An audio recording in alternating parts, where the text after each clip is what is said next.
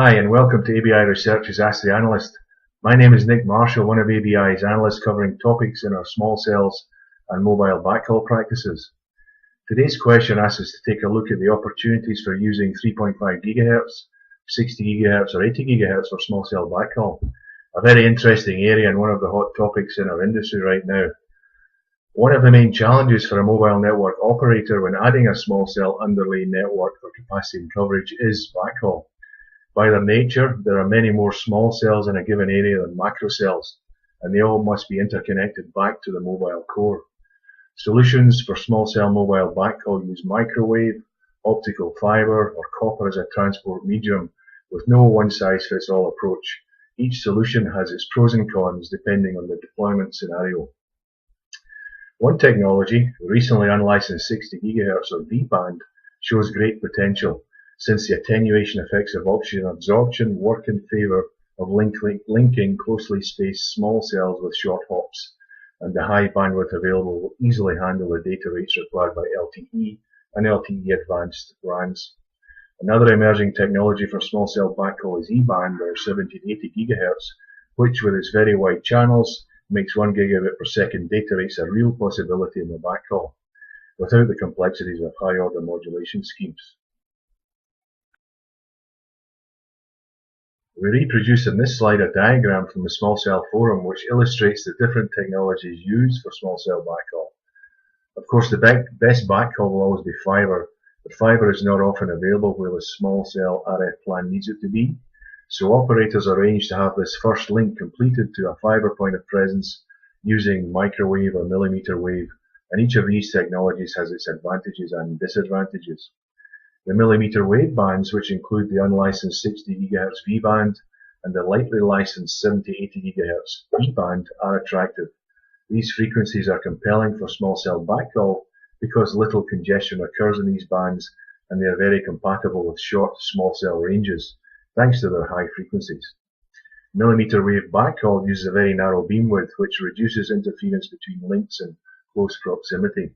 The high frequencies also translate into smaller, more compact antennas and help meet the zero footprint requirements of small cell backhaul. Also, the typical full duplex bandwidth capacity seen for 60 GHz bands is between 0.5 and 1 gigabit per second, while in the 70 to 80 GHz bands it can reach up to 2 gigabits per second. Of course, a disadvantage for millimeter wave is that it requires line of sight or LOS, and this limits flexibility when planning small cell placement. In the United States, the FCC recently voted unanimously to change the rules governing 60 GHz band and said that a new raised power level would improve the use of unlicensed spectrum for high capacity short range outdoor backhaul, which is particularly useful for small cells. According to the FCC, these changes will permit transmission at data rates of up to 7 gigabits per second at distances of up to 1 mile. Small cell backhaul bandwidth today may require 100 megabits per second, and if the small cells are interconnected in a daisy chain, the backhaul bandwidth may need to reach 200 megabits per second or more. With LTE and LTE advanced small cells and a requirement for simultaneous 3G, LTE, Wi-Fi support, this backhaul bandwidth could easily reach peak rates of 1 gigabit per second, now well within the capability of a 60 gigahertz link with a 7 gigabits per second channel. The generous bandwidth from wideband RF channels using relatively simple single-channel configurations gives license-free 60 GHz a cost per bit advantage over the other licensed microwave links for high-capacity backhaul. On the other hand, and due to its lower frequency band, 3.5 GHz operation is capable of operating in non-line of sight or NLOS situations where the RF signal's ability to penetrate or diffract around obstacles is leveraged to a good effect. Unlike the millimeter wave systems, these NLOS systems, generally under 6 GHz, do not require alignment at setup and can potentially offer better coverage in dense urban environments, provided the links support the bandwidth, synchronization and latency requirements of the RAN. One of the main advantages is that single NLOS base station can provide coverage for multiple small cells within the coverage umbrella. NLOS backhaul solutions also limit spectrum. In certain areas, frequency planning would have to be coordinated to avoid producing too much interference.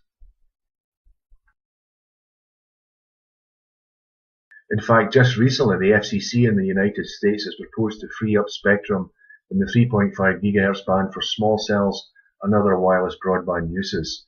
This new citizen broadband radio service will include 150 MHz of spectrum between 3,550 MHz and 3,700 MHz.